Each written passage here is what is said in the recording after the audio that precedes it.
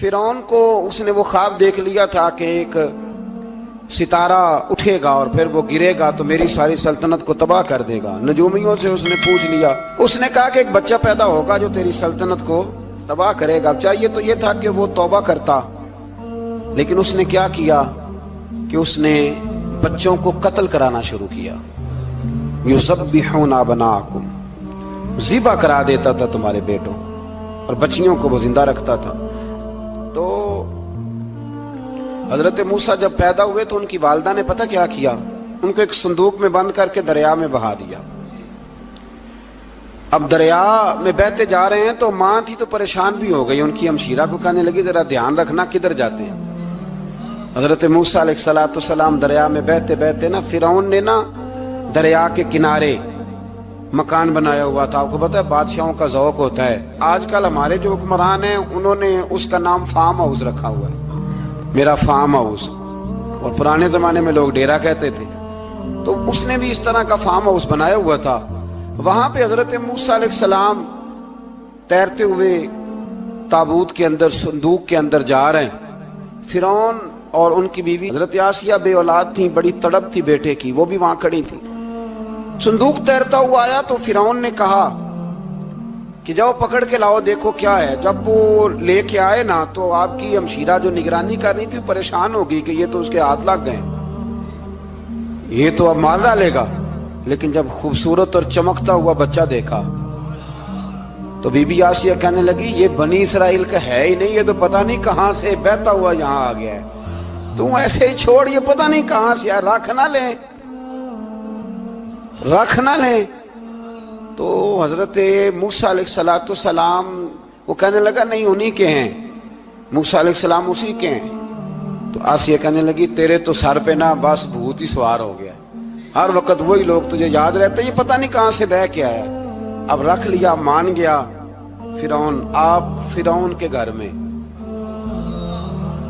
جو اس لیے بچے مروا رہا تھا کہ میری سلطنت حضرت موسیٰ پیدا نہ ہو جائیں، تو اسی کے گھر میں پرورش پانے لگے، اسی کے گھر میں۔ اب عورتیں منگائیں گئی دودھ پلانے کے لیے، تو حضرت موسیٰ علیہ السلام کسی بی بی کا دودھ نہیں پیتے، تو آپ کی ہمشیرہ نہ وہیں دائیں بائیں گھومتی رہتی۔ تو کہنے لگی جناب آسیہ سے کہ میں ایک بی بی کو جانتی ہوں، بڑی صاف ستھری ہے، مجھے امید ہے یہ بچہ اس کا دودھ پیے گا۔ تو فرعون کہنے لگا دوڑ کے لا، تو وہ اپنی والدہ کو لے کے آئیں تو حضرت موسیٰ نے فوراً دودھ پینا شروع کر دیا۔ فرعون کو پھر تھوڑا شک ہوا۔ ایک روایت یوں بھی لکھی ہے بعض لوگوں نے کہ فرعون ایک دن اٹھایا ہوا تھا حضرت موسیٰ کی، ابھی تھوڑی سی عمر تھی، تو آپ نے اس کی داڑھی پکڑ کے تو ایک گھونسا دے مارا، جلالی تو شروع سے ہے نا۔ تو کہنے لگا آسیہ تو مان نہ مان یہ بچہ وہی ہے۔ تو حضرت بی بی آسیہ کہنے لگی کہ تجھے غلط فہمی ہے، یہ وہ نہیں ہے۔ اس نے کہا دیکھو نا، یہ تو اٹھاتی ہے تو پیار کرتا ہے، اور میرے جب قریب آتا ہے تو اس کے لب و لہجے میں تلخی محسوس کرتا ہوں۔ اس نے کہا بچوں کو کیا پتا۔ خیر، ایک طرف اس نے کھانے پینے کی چیزیں رکھ دی، ایک طرف انگارے رکھ دیے۔ وہ بھی حضرت آسیہ کہتی ہیں کہ تجھے سمجھ آئے بچے بچے ہوتے ہیں۔ حضرت موسیٰ بچے تو تھے پر تھے تو اللہ کے نبی نا، اللہ کے نبی تھے۔ جب اس نے کہا نا یہ بچے ہیں، تو حضرت موسیٰ علیہ السلام بجائے انگاروں کی طرف جانے کے، نبی تھے، وہ سیدھے کھانے پینے والی چیزوں کی طرف بڑھنے لگے۔ فرعون کہنے لگا اب بتا۔ اللہ تعالیٰ نے حضرت جبریل کو بھیجا، انہوں نے کہا ادھر نہیں جانا، آپ ادھر جائیے۔ تو آپ آگ کی طرف گئے اور ایک کوئلہ اٹھا کے زبان پہ رکھ لیا۔ تو آسیہ کہنے لگی سمجھ آئی، بچے کو کیا پتا کدھر جانا ہے کدھر نہیں جانا، اگر وہ اتنا ہی خیال ہوتا، وہی بچہ ہوتا تو آگ۔ اور بعض مفسرین نے لکھا ہے یہ جو حضرت موسیٰ دعا مانگتے تھے نا رب اشرح لی صدری ویسر لی امری، یہ وہ آگ کا انگارہ جب کوئلہ منہ میں رکھا تھا نا تو اس کی وجہ سے زبان میں کچھ لکنت آ گئی، تو آپ دعا کرتے تھے کہ یا اللہ میری زبان کی وہ بند گرا کھول دے تاکہ میں کھل کے فرعون کے سامنے بات کر سکوں۔ وہیں حضرت موسیٰ پلنے لگے، وہیں پلے، وہیں جوان ہوئے، وہیں اللہ نے ساری دولتیں دی، بہن بھی ملی، ماں بھی ملی، اور سارے عزیزوں کا پیار بھی ملا۔ اسی گھر کے اندر اللہ نے پرورش کر کے فرعون کے ظلم سے بنی اسرائیل کو نجات عطا فرمائی۔ موسیٰ پھر فرعون کے گھر میں پلنے لگے، اور جب جوان ہو گئے تو فرعون کے ہاں جو ظلم ہوتا تھا حضرت موسیٰ اس پر بول پڑتے تھے، جلال فرماتے۔ تو فرعون پھر ناراض رہنے لگا، یہاں تک کہ اس نے آپ کو نکال دیا آپ تشریف لے گئے وہاں سے. تو حضرت موسیٰ ایک دن شام کے وقت دوبارہ آئے بستی میں، لوگ سوئے ہوئے تھے. تو دو آدمی، ایک بنی اسرائیل میں سے اور ایک فرعون کی اپنی قوم میں سے، وہ دونوں آپس میں جھگڑ رہے تھے. لیکن وہ جو حضرت موسیٰ کی بنی اسرائیل کی قوم کا شخص تھا، اس پر وہ قبطی، وہ جو فرعون کے قریبی لوگوں میں سے تھا، وہ ظلم کر رہا تھا اور بوجھ اٹھانے کی بات کر رہا تھا. اب اس نے حضرت موسیٰ کو پکارا کہ یہ دیکھے میرے ساتھ کس طرح کی بات کر رہا ہے. تو حضرت موسیٰ کا ارادہ بھی نہیں تھا، آپ نے بس اس کو سمجھایا. پر کچھ لوگوں کو سمجھ، تو حضرت موسیٰ نے پھر ایک مکہ مارا، ایک گھونسا مارا، صرف ایک ہی. یہ کئی تگڑے اور دلیر اس طرح کے بھی ہوتے ہیں کہ گھونسا ایک بھی برداشت نہیں کرتے. وہ ایک مارا، آدمی دھڑام سے زمین پہ گرا اور ماری گیا. حضرت موسیٰ کا ارادہ نہیں تھا لیکن وہ مر گیا. حضرت موسیٰ علیہ السلام نے اس بات پر اپنے رب سے استغفار بھی فرمائی. قرآن کہتا ہے کہ انہوں نے معافی چاہی کہ اللہ میرا ارادہ نہیں تھا. بہرحال اگلے دن نا حضرت موسیٰ دوبارہ آئے. وہ سنا کرتے تھے نا ہم کہ بیوقوف دوست سے عقل مند دشمن بہتر ہوتا ہے. وہ کم از کم دشمنی تو عقل مندی سے کرتا ہے نا، لیکن جو بیوقوف دوست ہو بیوقوفی. حضرت موسیٰ دوبارہ آئے تو وہ بنی اسرائیلی اگلے دن کسی اور سے جھگڑا کر رہا تھا. پھر اس نے مدد کے لیے پکارا تو حضرت موسیٰ کہنے لگے مجھے لگتا یہ ہے کہ تیری عادت ہے، تو خود بڑا جھگڑالو ہے، تو نے روز نیا جھگڑا شروع کیا ہوتا ہے. حضرت موسیٰ جب اس کی طرف بڑھے نہ ڈانٹنے کے لیے تو اس نے شور کرنا شروع کر دیا. کہنے لگتا ہے جس طرح آپ نے اسے کل قتل کیا تھا مجھے بھی قتل ہی کریں گے. یہ انسانوں کا مزاج ہے کہ آپ جب تک کسی کے طبیعت کے مطابق چلیں گے وہ راضی رہتا ہے، اور ذرا آپ اس کی طبیعت سے ہٹتے ہیں تو وہ شور کرتا ہے. اس نے کہا جی آپ مجھے بھی لگتا ہے ماریں گے. حضرت موسیٰ کلیم اللہ علیہ نبینا علیہ السلام کے بارے میں جب اس نے شور کیا تو بات پھر فرعون کے دربار تک گئی. وہ تو پہلے ہی بہانہ تلاش کر رہا تھا. اس نے کہا ڈھونڈو، پکڑو اور معاذ اللہ شہید کریں گے. کسی نے آ کے خبر دی کہ آپ جہاں سے ہجرت کر جائیں، اس لیے کہ آپ کے لیے یہاں حالات درست. اور بھائی یہ چھوڑ دیا کریں بات کہ فلاں آدمی کے حق میں فلاں جگہ حالات کیسے خراب ہوئے. تو نبی کریم علیہ السلام مکہ چھوڑ کے کیوں آئے؟ حضرت موسیٰ علیہ السلام نے ہجرت کیوں فرمائی؟ یہ ایک ایسی عجیب بحث ہے جس کو لوگ بلا وجہ چھوڑ دیتے، بلا وجہ چھیڑ دیتے ہیں. اور بالخصوص ایک خاتون نے ایک دفعہ مجھے پیغام دیا تو میں بڑی اس کی بات سن کے مجھے عجیب لگا. وہ کہنے لگی کہ دوسری جگہ میری شادی ہوئی ہے، مجھے طلاق ہو گئی تھی، تو مجھے ایک تانا روز سننے کو ملتا ہے تو اتنی اچھی ہوتی تو وہاں نہ رہ لیتی. تو بھئی یہ کوئی تانے والی بات ہے؟ کوئی ضروری ہے کہ بیوی غلط ہوتی ہے تو طلاق ہوتی ہے؟ اللہ کے محبوب علیہ السلام کی دو صاحبزادیوں کو ابو لہب کے دو بیٹوں نے طلاق بھیج دی تھی. کس کی غلطی تھی؟ تو آپ کیا کہہ سکتے ہیں یہاں کیوں طلاق؟ تو اتنی جلدی بات تھوڑی کر دیں گے آپ، تھوڑی احتیاط فرمائیں بولنے میں.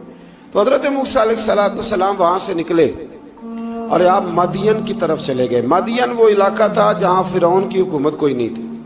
حضرت موسیٰ جیسے ہی وہاں پہنچے تو ان کے اندر ایک جذبہ تھا، ظلم ہوتا نہیں دیکھ سکتے. جب وہاں پہنچے تو انہوں نے دیکھا لوگ اپنے اپنے جانوروں کو گھاٹ پہ پانی پلا رہے ہیں اور دو خواتین ہیں وہ بالکل پیچھے کھڑی ہیں. تو حضرت موسیٰ کلیم آگے بڑھ کے کہنے لگے تم کیوں نہیں پانی پلاتی؟ تو وہ کہنے لگی ہمارا بھائی کوئی نہیں، باپ ہمارا بوڑھا ہے. اللہ اکبر. مجبوری یہ ہے، ہم ہیں بھی پردہ دار گھرانے کی، مجبوری ہماری یہ ہے کہ جب تک یہ سارے لوگ پانی پلا نہیں لیں گے اتنی دیر تک ہماری باری نہیں آئے گی. تو حضرت موسیٰ کلیم اللہ علیہ السلام فرمانے لگے اچھا یہ بات ہے تو جانور مجھے دو. وہ ہو یہ رہا تھا کہ چونکہ مرد پانی پلا رہے تھے تو اور جتنے بھی مرد آتے جاتے تھے وہ گھستے جاتے تھے اور عورتیں بیچاری کھڑی تھیں. حضرت موسیٰ جھٹ سے آگے بڑھے، پیچھے ہٹو. ان دو خواتین پاک باز عورتوں کے جانوروں کو پانی پلایا اور پھر آپ دوبارہ وہیں بیٹھ گئے. وہ بیبیاں جلدی جلدی گھر گئیں، جا کے اپنے والد سے کہنے لگی ابا جی کمال ہو گیا، اس بستی میں ایک ایسا آدمی ملا ہے جو عورتوں کی طرف دیکھتا ہے تو نیکی کرنے کے لیے آگے بڑھتا ہے، جو مجبور اور بے کس کے لیے اچھے جذبات رکھتا ہے. فرمایا جلدی لاؤ. कुछ मुफस्सिरीन और तरफ भी गए हैं, लेकिन जमहूर ने लिखा है कि वो हजरत शुएब अलैहिस्सलाम थे। हजरत शुएब ने घर बुलाया, अपनी एक बेटी को भेजा, फरमाया बेटे बुला के लाओ। वो जब घर आए तो आप फरमाने लगे आप मेरे साथ उजरत तय कर लें, 8 साल या 10 साल आप मेरी बकरियों को चराएं, मेरे घर में रहें। और फिर फौरन ही फरमाने लगे अगर आप हमारे घर में रहेंगे, देखभाल करेंगे, तो मैं अपनी एक बेटी का निकाह भी आपके साथ कर दूंगा।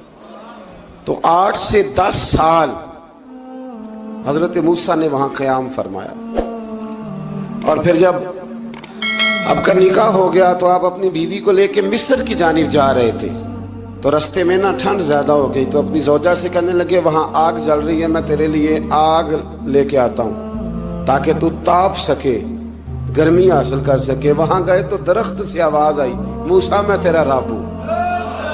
दरख्त से आवाज आई, मूसा मैं तेरा रब हूं। और हजरत मूसा कलीमुल्लाह को वहां वही आनी शुरू हुई। वहां वही अल्लाह ताला ने उन्हें वो असा अता फरमाया जो फिर बाद में अज़दहा बनता था। रब करीम ने वहीं हजरत मूसा कलीम को वहीं यदे बैज़ा अता फरमाया। अपना हाथ गिरेबान में डाल के निकालते थे तो चांद और सूरज की तरह रोशनी दिया करता था। यदे बैज़ा लिए बैठे हैं अपनी। मैं कभी कभी कहा करता हूं कि मौला के देने के अंदाज बड़े अनोखे हैं। भाई यूसुफ को कुएं में फेंकते हैं तो अल्लाह मिस्र का हुक्मरान बना देता। तो फिर हजरत मूसा वहां से वापिस आए और आकर के आपने दोबारा वो सारा निज़ाम जिंदगी शुरू फरमाया। मूसा अलैहिस्सलाम ने उनको दावत हक दी और कहा कि मैं तुम्हारे पास वाज़े निशानियां लाया हूं, बनी इसराइल को मेरे साथ भेज दो। फिरौन ने मोजज़ात पेश करने के लिए कहा तो हजरत मूसा अलैहिस्सलाम ने अपना असा जमीन पे डाला, अपना असा, अपनी छड़ी, अपना डंडा जमीन पे डाला तो वो एक वाज़े अज़दहा बन गया। फिर हजरत सैयदना मूसा अलैहिस्सलाम ने अपना हाथ गिरेबान से निकाला तो वो देखने वालों के लिए रोशन हो गया, हाथ के अंदर नूर पैदा हो गया। यदे बैज़ा लिए बैठे हैं अपनी आस्तीनों में। फिरौन के सरदारों ने हक को कबूल करने की बजाय इसे जादू करार दे दिया और कहा कि ये तुम्हें अपने मुल्क से निकालना चाहता है। उन्होंने कहा इस मामले को जरा ढील दो और जादूगरों को जमा करो।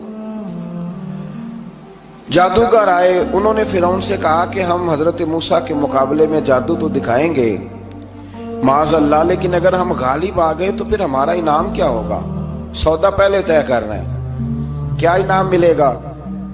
उसने कहा कि अगर तुम गालिब आ गए तो मैं तुम्हें अपना करीबी बना लूंगा। बादशाहों का करीबी होना भी तो बड़ी बात है ना, लोग बड़े पापड़ बेलते हैं करीबी होने के लिए। और ये जो करीबी होते हैं ना, बिलखुसूस जो बादशाहों के करीबी होते हैं, बादशाहों की तबाही का सबब भी यही लोग ही बनते हैं। ये उनको रोज खबर देते हैं कि सब अच्छा है, सब अच्छा है। और दुनिया के ज्यादातर हुक्मरान इन्हीं लोगों की वजह से तबाह होते हैं, क्योंकि उनका खुद अवाम से राब्ता नहीं रहता। अगर वो खुद अवाम के साथ डायरेक्ट राब्ता करें तो शायद उन्हें अच्छी और साफ सुथरी चीजें समझने को मिल जाए। खैर, जादूगरों ने जब कहा हमें क्या दोगे, तो उसने कहा तुम्हें करीबी बना लूंगा। जादूगरों ने मूसा अलैहिस्सलाम से कहा कि आप पहल करेंगे या हम पहल करें? तो मूसा अलैहिस्सलाम ने कहा तुम पहल करो। जब जादूगरों ने अपनी रस्सियां जमीन पे डाली तो लोगों की निगाहों को सहर ज़दा कर दिया, जादू कर दिया और उन्हें डरवा दिया। उन्होंने कहा ये तो बड़ा जादू ले आए। तो अल्लाह ताला ने हजरत मूसा अलैहिस्सलाम को हुक्म दिया कि आप भी अपना असा जमीन पे डालें। उनकी रस्सियां सांप बन गई थी ना, दरअसल वो सांप बनी नहीं थी, लोगों की आंखों पर जादू हो गया था, उन्हें सांप नजर आ रहा था। फरमाया आप भी अपना असा जमीन पे डालें। वो असा सांप बना और जादूगरों की सारी चीजों को निगल ही गया। उनकी बहुत सारी रस्सियां सांप बनी थी, इनका एक ही असा सांप बना और सबको निगल गया। इस तरह के मोजज़े की हकानियत और जादूगरों का बुतलान साबित हुआ और फिरौनी रुसवा हो गए। जादूगर सजदे में गिर गए और अल्लाह पर ईमान ले आए। फिरौन ने उन्हें धमकी दी कि तुम मेरी इजाजत के बगैर ईमान ले आए हो, मैं तुम्हारे हाथ और पांव मुखालिफ सिमत से काट दूंगा, यानी उल्टा हाथ काट दूंगा, सीधा पैर काट दूंगा। मेरी बगैर इजाजत ईमान ले आए हो और तुम्हें सूली पे भी चढ़वा दूंगा। उन्होंने कहा कि ईमान लाने की पादाश में तुम हमें सजा देना चाहते हो। फिर उन्होंने अल्लाह ताला से सब्र और इस्तकामत की दुआ की। اس کے بعد فرعون نے بنی اسرائیل کے بیٹوں کو قتل کرنے کی اور بیٹیوں کو زندہ چھوڑنے کا حکم دے دیا۔ موسیٰ علیہ السلام نے قوم کو صبر کی تلقین کی اور کہا کہ نیک انجام اہل تقوی کے لیے۔ یہاں ایک لطیف بات ہمارے صوفیاء نے بھی لکھی ہے۔ صوفیاء کہتے ہیں کہ فرعون نے کلمہ نہیں پڑھا پر جادوگر کلمہ پڑھ گئے۔ وہ کس طرح کلمہ پڑھ گئے؟ تو کہنے لگے دراصل انہوں نے آتے ہی حضرت موسیٰ کا ادب بڑا کیا تھا۔ جادوگر حضرت موسیٰ کے مقابلے میں آ کے بھی ان سے کہتے ہیں کہ رسیاں آپ پہلے ڈالیں گے کہ ہم ڈالیں، آپ ایسا پہلے رکھیں گے کہ ہم رکھیں؟ تو اتنا سا ادب کیا تو رب کریم نے فرمایا جو نبی کا ادب کرے وہ بے ایمان نہیں رہ سکتا، جو نبی کا ادب کرے وہ بے ایمان نہیں رہ سکتا، اور جو نبی کی بے ادبی کرے وہ ایماندار نہیں رہ سکتا۔ ختم ہو گئی بات۔ یہاں ہمارے صوفیاء نے یہ بات لکھی ہے کہ چونکہ انہوں نے آتے ہی کہا تھا کہ آپ پہلے ڈالیں گے یا ہم پہلے ڈالیں، تو حضرت موسیٰ سے انہوں نے پوچھ لیا، نبی کے پوچھے بغیر پہل نہیں کی تو اللہ نے انہیں ایمان کی دولت عطا کر۔ اللہ تعالیٰ نے فرعونیوں پر قحط سالی کا عذاب نازل کیا۔ فرعونیوں کا طریقہ یہ تھا کہ اچھائی کو اپنا کمال گردانتے تھے، کہتے تھے یہ ہماری طرف سے، اور برائی کو معاذ اللہ بدشگونی کے طور پر موسیٰ علیہ السلام کی طرف منسوب کرتے تھے، کہتے تھے معاذ اللہ آپ کی وجہ سے یہ سارا کچھ ہو رہا ہے۔ ہوتے نا، نہیں کہتے ہیں جب سے میں وہاں گیا ہوں تب سے۔ ہمارے بزرگ ایک لطیفہ بھی سنایا کرتے تھے کہ کسی زمیندار نے نماز پڑھنی شروع کی تھی تو اس کے جانور مرنے شروع ہو گئے۔ اب لوگ سمجھتے ہیں کہ معاذ اللہ شاید یہ کسی بزرگ کے سبب سے ایسا ہے، حالانکہ یہ تو اللہ کی طرف سے آزمائش ہوتی ہے، اس کی حکمتیں ہوتی ہیں۔ اللہ تبارک و تعالیٰ نے ان پر عذاب کیا نازل کیا؟ آیت نمبر 130 اور 143 کا بھی آپ سورہ اعراف کی پڑھیں تو اللہ تعالیٰ نے ان پر ٹڈیوں کا، جموں کا، مینڈکوں کا اور خون کا عذاب نازل کیا۔ یہ کس قسم کا عذاب ہے؟ جمعے پڑ گئے، ٹڈیاں آ گئیں، یہ اللہ نے عذاب نازل کیا۔ جب وہ عذاب میں مبتلا ہوئے تو موسیٰ علیہ السلام سے کہا کہ آپ اللہ سے دعا کریں کہ ہم سے یہ عذاب ٹل جائے، اگر ایسا ہوا تو ہم ایمان لے آئیں گے، بنی اسرائیل کو بھی آزاد کر دیں گے۔ لیکن موسیٰ علیہ السلام کی دعا کے نتیجے میں جب عذاب ٹل جانے کے بعد فرعونی پھر اپنے وعدے سے پھر گئے۔ بنو قریظہ والوں نے بھی کئی دفعہ حضور سے وعدے کیے پر اپنے وعدوں پر قائم۔ ایک بات آپ سے یہاں روک کے عرض کر دوں، ہم بھی کئی دفعہ کہتے ہیں ذرا بریک کبھی گاڑی کی نہیں نہ لگتی تو ہم ارادہ کرتے ہیں کہ آج سے ہی نماز شروع کر دینی، ذرا طبیعت زیادہ لیل ہوتی ہے تو ارادہ کرتے ہیں نا کہ بھائی آج کے بعد ہم نے نیک، پھر کیا ہوتا ہے شفا ہو گئی تو چھٹی ہو گئی۔ یہ طریقہ درست نہیں، یہ تو کفار کا طریقہ بیان کیا نا قرآن پاک نے۔ یہاں فرمایا جب اللہ تبارک و تعالیٰ نے انہیں نجات دے دی تو اپنے وعدے سے مکر گئے، تو پھر اللہ تبارک و تعالیٰ نے بنی اسرائیل کو سمندر پار کر کے ایسی قوم کے پاس پہنچا دیا جو بتوں کی پرستش کرتی تھی۔ وہ تو بچ گئے لیکن فرعونی سارے دریا کے اندر غرق ہو گئے۔ حضرت موسیٰ علیہ السلام سے کہنے لگے کہ ہمارے لیے بھی یہ خدا بنا دیجئے۔ حضرت موسیٰ علیہ السلام نے فرمایا بت پرستی کرنے والے جاہل ہیں۔ یہ بت پرست قوم کے پاس جب گئے نا بنی اسرائیل والے، بت پوجتے ہوئے دیکھا تو کہنے لگے ہمارے لیے بھی سامنے بنا کے رکھ دو۔ فرمایا یہ تو جاہل ہیں، تم انہیں دیکھ کے اثر قبول کر رہے ہو اور اپنی جاہلیت کے باعث یہ ہلاک ہونے والے بھی ہیں۔ پھر اللہ تعالیٰ نے بنی اسرائیل پر اپنی نعمتوں کا ذکر فرمایا، اور موسیٰ علیہ السلام نے اپنی قوم میں ہارون علیہ السلام کو اپنا جانشین فرمایا اور کوہ طور پر تشریف لے گئے۔ اللہ نے فرمایا وہاں آ جائیں، میں آپ کو تورات عطا کرتا ہوں۔ 40 دن کا یہ عرصہ تھا۔ موسیٰ علیہ السلام نے وہاں پہ جا کے، وہ سارا واقعہ بھی انہی آیات میں ہے کہ حضرت موسیٰ نے عرض کیا تھا کہ رب ارنی، یا اللہ میں تجھے دیکھنا چاہتا ہوں، تو فرمایا لن ترانی، تو نہیں دیکھ سکتا۔ وہ بھی یہاں اللہ نے ذکر فرمایا۔ پھر اللہ تعالیٰ نے اپنی ایک تجلی جب کوہ طور پہ ڈالی تو حضرت موسیٰ علیہ السلام تاب نہ لا سکے اور بے ہوش ہو گئے، اور پہاڑ بھی ریزہ ریزہ ہو گیا۔ اس کا ذکر بھی اللہ نے انہی آیات میں فرمایا۔ آیت نمبر 144 سے 155 تک حضرت موسیٰ علیہ السلام کو رسالت عطا کرنے، کلیم اللہ کا منصب عطا کرنے، تورات عطا کرنے کا ذکر ہے۔ آگے چل کے بتایا کہ جو متکبر لوگ ہیں نا وہ آیات الہیہ سے منہ پھیرتے ہیں، اور جو لوگ اللہ کی آیات اور قیامت کو جھٹلاتے ہیں ان کے اعمال باطل ہیں۔ پھر موسیٰ علیہ السلام کے کوہ طور پر قیام کے عرصے میں بنی اسرائیل کے زیورات سے بچڑا بنا کر اسے معبود بنانے کا ذکر ہے۔ ان میں ایک جادوگر تھا سامری، سنا ہے سلالہ میں اس کی قبر ہے۔ حضرت موسیٰ کوہ طور پہ چلے گئے تو اس نے پیچھے سے سونے کا ایک بچڑا بنا لیا، اس میں سونے کی تاریں اس کے منہ میں لگائیں، ہوا چلتی تھی تو بجتی تھی۔ اتنے کمزور عقیدے کی یہ قوم تھی کہ انہوں نے فٹافٹ ماننا شروع کر لیا، فٹافٹ ماننا، کہنے لگے یہ ٹھیک ہے۔